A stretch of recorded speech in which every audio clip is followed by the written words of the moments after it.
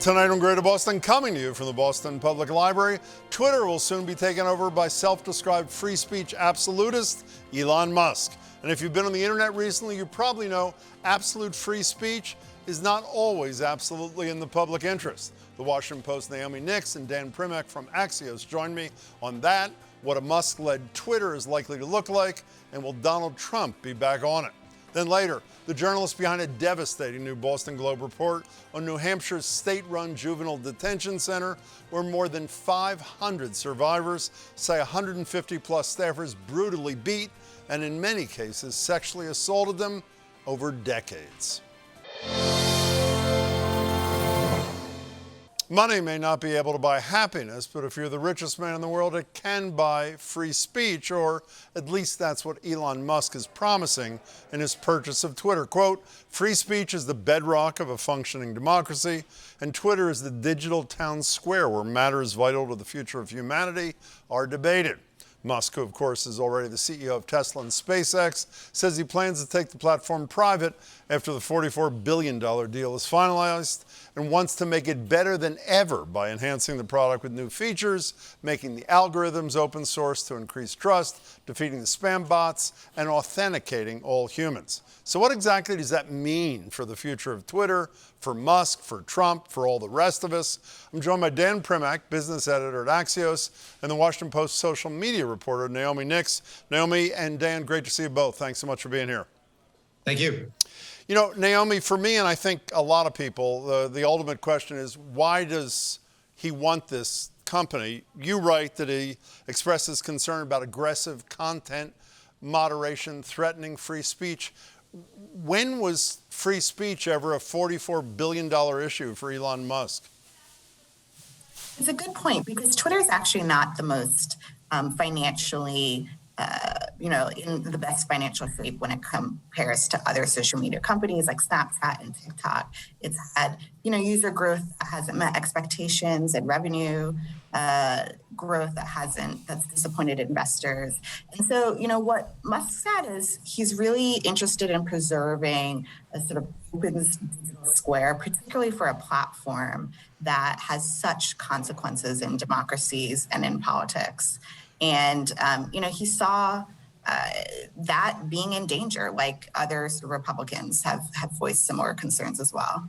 But Dan, just staying on this for a minute. I mean, he spoke, I guess, to this today. He tweeted, the extreme antibody reaction from those who fear free speech says it all. I have no idea what that means. But what I do know is, getting back to his history, speak to employees at Tesla. They don't see him as a free speech kind of guy with these non-disparagement clauses. Somebody on Twitter was tracking his private flights with a bot. He tried to shut that down. I mean, where's the free speech history with this guy? Well, a couple things about that. One, I would say there's probably a difference. I think we can agree that there is a difference between what somebody might think should be allowed on a social media platform that's available to everybody and what's allowed within a singular company, whether or not you agree with what Musk did inside that company. So I think that would be the dichotomy he would probably make on that. Look, Musk is part of a fairly large contingent of people, particularly in Silicon Valley, more libertarian than Republican, who feel that Twitter has been very heavy-handed with its block button, particularly over the last year and a half. And, as for the $44 billion, it's $44 billion because this is the only game in town, right? This is like if you want to buy the Boston Red Sox, you pay what the Boston Red Sox cost, because there's not another baseball team in Boston you can buy. There is only one Twitter. So if you want it, you're going to pay for it. Yeah, again, I'm still not clear why he wants it.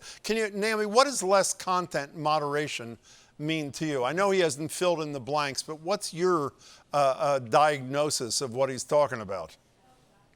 Look, this debate about where do you draw the line between sort of policing misinformation or hate speech and letting particularly newsmakers, politicians, high-profile figures or activists be able to voice their opinion is a tricky one that both Facebook and Twitter have been navigating and have drawn criticism over. I think the big million-dollar question facing Elon and facing Twitter right now in this moment is, do you reverse the permanent ban on President Donald Trump and let him back on the platform? What's your answer to that question? What's your answer, Naomi? I'm not going to say my answer, but I think the question is, he was Twitter took the unusual move of deplatforming a president after, for his role in encouraging the riots at the Capitol. And, they drew a lot of criticism for that. And so the question is, now that Elon has reins of the company, will he decide to make a different decision? Dan, let's stay on Trump for a minute. Glorification of violence policy was what the people atop Twitter said that Trump violated. Here's what he said yesterday to Fox News. I'm not going on Twitter. I'm going to stay on Truth. Truth Social, his thing. I hope Elon buys Twitter because he'll make improvements to it. He's a good man, but I'm going to be staying on Truth. He will begin truthing, I can't believe I'm even saying this, over the next week. We all know what's going to happen. In a month, he's going to say, well, I wasn't going to go on Twitter, but millions of people came up to me and said, sir, you have to be on Twitter, so you're going to be on Twitter. But is this part of the end game? I mean, this is as high profile as it gets. Is Musk made up his mind and he's just not sharing this with us?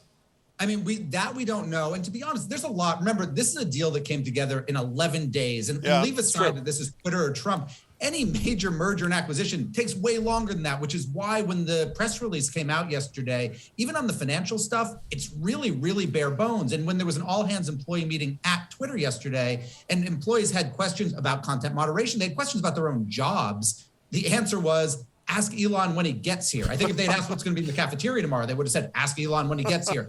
They really don't know. He hasn't said, and one last thing, Elon did a live interview at the TED conference in Vancouver a couple weeks ago. He got pushed on some of the content moderation questions. And honestly, I don't think he has completely thought them through. And for better or for worse, when you get behind the desk at Twitter, it's a little bit different than when you're kind of chirping at it from the outside. But when you get behind the desk, Dan Primack, and the desk is in a private company, you can do whatever the hell you want, can you not? If he chooses to say, I don't want any independent candidates on my site, or I don't want any pro-climate change action on my site, no one can stop him from doing it, can they? Well, no one could, although that last part would be antithetical to Musk. But no, I mean, no one can. But then again, as a publicly traded company, that would have been true too. Who was able to stop them from banning Trump if you disagreed, right? Like, I don't think the public-private changes. What really changes is there's fewer checks and balances, right? Jack Dorsey was actually basically kicked out by the board. A new CEO was put in. That CEO could have been kicked out. Elon now owns it. He gets to put in whoever he wants, come hell or high water. You know, Naomi, leaving Trump out for a minute, because obviously that depends on where you stand, whether you want him to stand again on Twitter. In fairness, what's the public good that may come of this for the average Twitter consumer? I think that remains to be seen. So I think one area we should be watching is, how does Elon decide to change the product itself? Does he implement an edit button? Does he sort of increase the subscription service and sort of cater to a more elite audience? Or does he change the underlying advertising business model? Those sorts of changes would affect the average user on Twitter. And then, there's questions around, like, does he, change the rules for content and political content in particular, in a time when we're coming up on midterm elections, when there are hundreds of lawmakers and seats up for grabs, and how he chooses to determine who gets to stay and who gets to be on the platform, has real world implications for our electoral system. One last thing for both of you before you go. If we can step back and put this in some context. Sheldon Whitehouse, Senator Whitehouse, has been on the show talking about his favorite topic, hundreds of millions of dollars of dark money buying seats on the Supreme Court, according to him. Jeff Bezos buys one of the finest papers in America, Washington Post. Most people see him as a benevolent owner. Of course, he's only the second richest man in the world.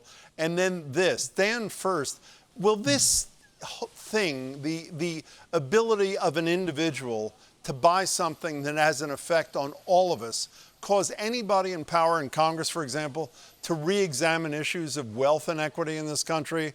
Or is this just water over the bridge? I mean, even if you had, the kind of the furthest, the Elizabeth Warren billionaire tax, Elon Musk could still afford to buy Twitter. I would say, Jim, if you think about it, there's a little back to the future here, right? I mean, if you go older than we are, most of the major newspapers in the U.S. were owned by the richest businessmen in the U.S. In fact, they were often created by those people to kind of do their political bidding. I don't think this is, so I'm not sure this is a new phenomenon. I just think we're kind of getting back to an old one. How about you, Naomi? Yeah, I mean, I'm not so sure the issue is, does a billionaire own a tech company like Twitter? But which billionaire, and what does he believe in? And what values does he uphold that should underline the company's positions and policies and products? Dan and Naomi, thank you so much. And Dan, just to correct you, if I may, for a second, I was here when the first newspaper was actually created, but thank you and the for your Hertz kind just hanging out together? I was, indeed. Dan Primack, Naomi Nix, I really appreciate your thoughts and your time. Thanks so much. Thank you. Thanks for having us. Thanks. For more than 150 years, the Sununu Youth Services Center in Manchester, New Hampshire, housed a wide range of kids, from those accused of violent crimes to those who skipped school, and even some who just had nowhere to go after a parent lost custody or another legal issue was being worked out. And over the years, there were dribs and drabs about incidents of mistreatment that happened there. But starting a few years ago, more than 500 people have come forward accusing at least 150 staff members of physical or sexual abuse over the past 60 years. As the new Boston Globe investigation details, quote, many who spent time there depicted as a house of horrors, rampant sexual abuse by staffers, beatings so severe they broke bones, residents forced by staff to fight each other for food, solitary confinement stays that stretch for months, the kind of violence that leaves lasting psychological damage rippling through generations. And what's happened since certainly hasn't helped in any healing. To date, of the 150 people identified as perpetrators, only 11 have been charged, all of whom have pled not guilty. And even now, as state officials argue about the timeline to close the facility and whether to demolish it down the line, there's a slew of prominent people flat out unwilling to comment on any of this to the Globe. Among them, former Department of Health and Human Services Commissioner Jeffrey Myers, former New Hampshire Attorney General turned New Hampshire Supreme Court Chief Justice Gordon MacDonald, former governors John Lynch, Craig Benson, Judge Gregg, John Sununu, after whose father the center was renamed, and Lori Lutz, who led the state's child welfare agency in the 90s, who before hanging up on the Globe responded tellingly, "I want nothing to do with this story." I'm joined by the two undeterred people who do, the Globe's Dugan Arnett and Laura Crimaldi. Laura and Dugan, welcome and congratulations on a really important piece. Thanks for being here. Thank you, Jim. Laura, let me start with you. The sadism and violence you describe goes back almost to the beginning. Describe to people what the so-called water cure was that the governor of New Hampshire was talking about 90 years ago. The water cure was something that girls described having had happen to them at the facility. And this is a practice where young girls who were accused of some sort of wrongdoing would be disciplined by a person who would spray water in their face at a close range. And when a girl attempted to shield her face from the flow of the water, the other staff members would hold on to her hands or her arms so she'd be unable to shield herself. And these were described, this kind of treatment was described in newspaper stories in the 1930s, and the governor of New Hampshire himself described that form of abuse for a report that was on the front page of the Union Leader. And by the way, those girls were primarily pretty much undressed at the time of this water being sprayed at them. Am I not right about that? Yes, they had to undress. So Dugan, if we came a little fast forward to almost current times, you detail the abuse that's alleged by a whole host of people that is just cringeworthy. Start with Michaela Jancy. What happened to her? Michaela's story is even among some of those that we heard was pretty egregious. She says that she was impregnated by a counselor there when she was around the age of 14. Found out she was pregnant through a pregnancy test that was administered by the facility nurse.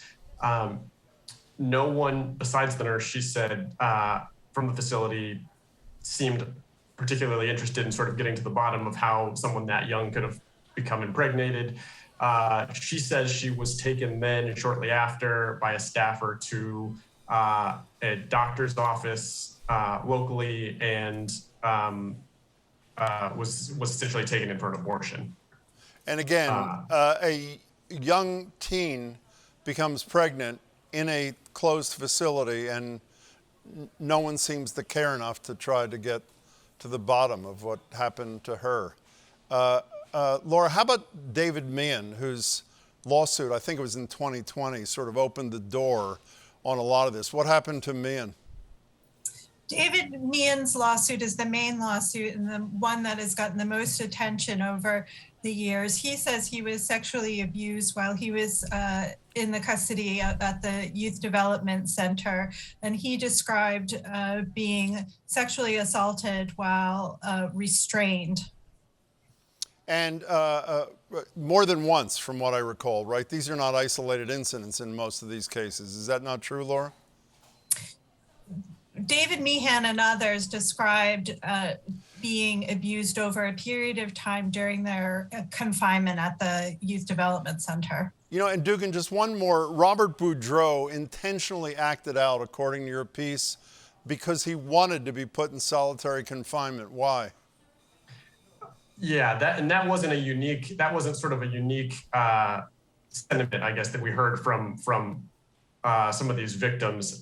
He would be taken to the edge of campus in a staffer's car and sexually assaulted there. And so he, the way he described it is he learned pretty quickly that he could, if he was in solitary confinement, that sort of thing couldn't happen. So as bad as solitary confinement was, it was better than the alternative.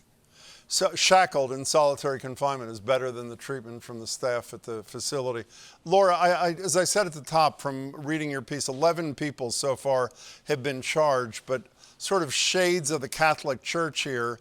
No higher ups, no administrators, sort of like the bishops. They didn't know anything, even though they did. Is that what's going on here? Nobody above the staff level has been charged with anything?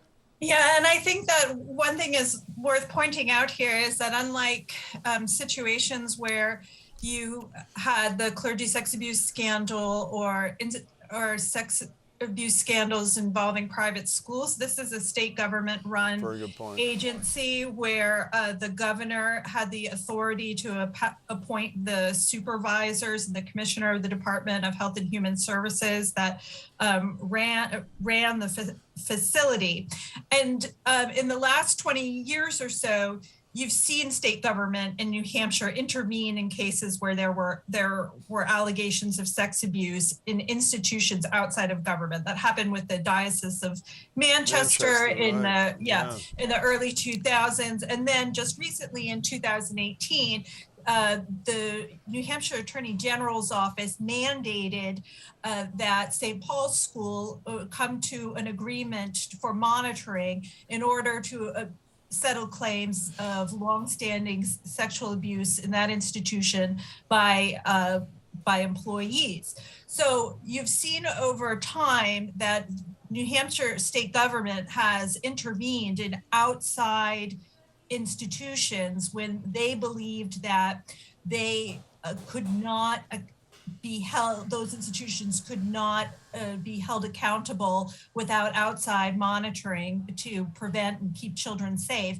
And here the question is who is going to step in, if anyone, to get the government in New Hampshire to take accountability for what happened at the Youth Development Center. Well, in answer to your question, Laura, you posed an interesting one in the piece you and Dugan wrote, is the Attorney General's office is essentially working for both sides in this thing. They're investigating claims from survivors at the same time that they're defending the state against claims from survivors. So how much trust can those people have in the AG's office there, Laura? I think that is going to be a very difficult proposition for the Attorney General's office to thread that needle, because just on its face, it doesn't lend Inspire itself. confidence. It doesn't inspire. It doesn't inspire confidence.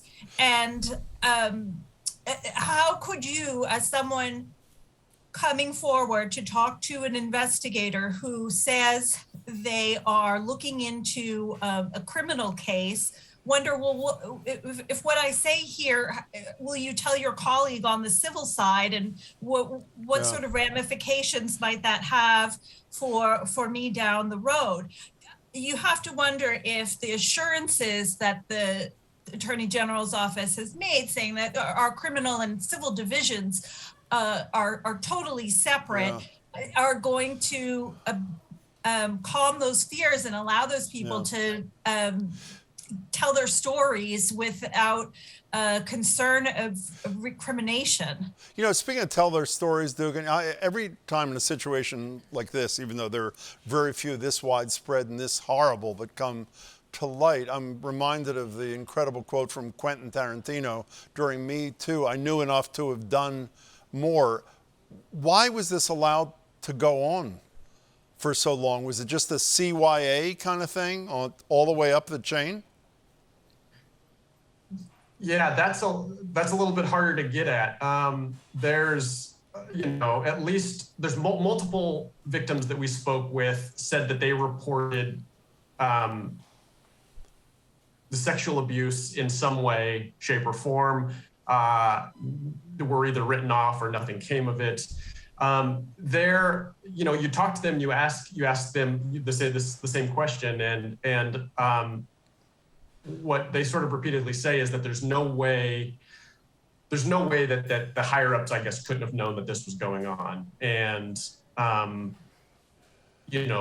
whether there's any proof of that, I think is that's tough. That's tough to decipher who knew what and when. But one thing that they, pretty much everyone that we spoke with was adamant about is that it was impossible, because of how rampant it was impossible that there weren't people in leadership positions that didn't know this was going on. Laura, you too shone a pretty bright light on this thing, but you also quote that same David Meehan I mentioned a minute ago, and I'll paraphrase, saying we're not much further along than we were years ago. Is that a fair assessment of where this situation lies? Well, I think in any situation where you have prosecutions ongoing that don't seem to measure up to the scale of the abuse, there are people who were most directly impacted by the conduct at the Youth Development Center are going to naturally feel that the response is inadequate to what they have endured.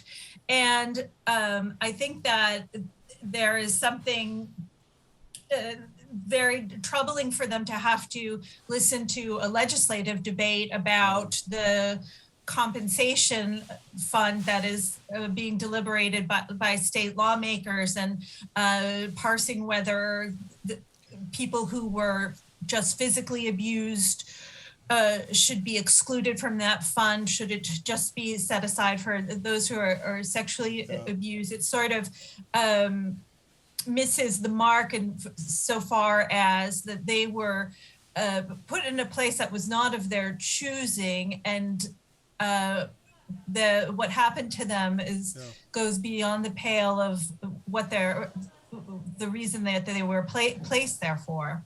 Well, Dugan, Arnett, Laura Crimaldi, I hope you keep digging. I'm sure you will. And so far, you've done terrific and important work. Thanks so much for your time. I appreciate it. Thanks a lot, Thomas. Okay, thank you.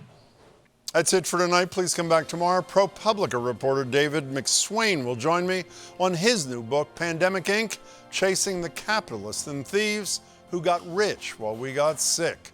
That and more tomorrow at 7. Thank you for watching. Please stay safe.